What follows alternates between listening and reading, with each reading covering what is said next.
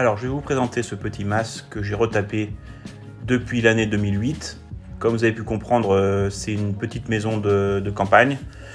Totalement autosuffisant en termes d'eau et d'électricité. Donc vous pouvez voir que cette maison est de 1907, donc effectivement j'ai fait pas mal de travaux à l'intérieur. On a un espace d'environ 80 mètres carrés avec 2 chambres, un salon cuisine et donc 2 terrasses. Donc c'est vraiment un espace qui est très sympa parce qu'on a récupéré les murs en pierre originaux. Donc là c'est une chambre salon donc avec une cheminée, donc ce qui est vraiment très sympa l'hiver. Voilà, on retourne sur la cuisine ouverte.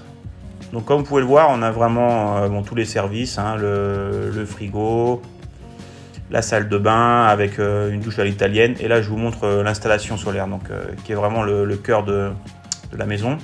Donc effectivement ça a évolué au fil des années, mais bon, ça fait quand même depuis 2008 que je marche sur le solaire. Donc là j'ai une installation d'environ 1 kW, bon, ce qui est pas énorme, mais ce qui est suffisant en fait pour ce type de maison où là effectivement j'ai pas de machine à laver ni de lave-vaisselle, donc c'est quand même le minimum en termes de confort. Là le groupe de batterie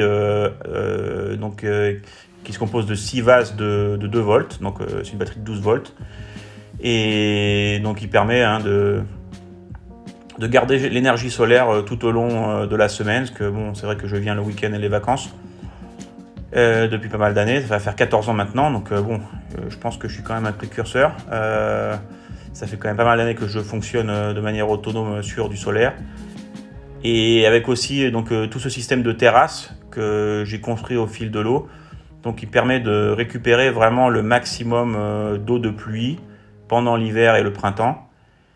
Toute cette eau, effectivement, par gravité, tombe dans des citernes qui sont souterraines. Il y en a une devant et une derrière, qu'on verra après.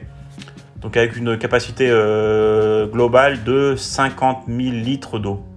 Donc effectivement, c'est pas fait pour être là toute l'année, mais c'est amplement suffisant pour venir passer les week-ends, passer les vacances d'été et autres.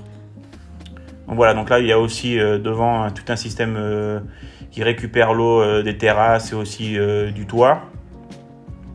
Vous voyez une petite porte en bois en fait qui donne accès à la citerne principale de la maison qui est sous cette petite terrasse. Et vous allez voir, on est le 4 juillet et voilà, elle est totalement pleine,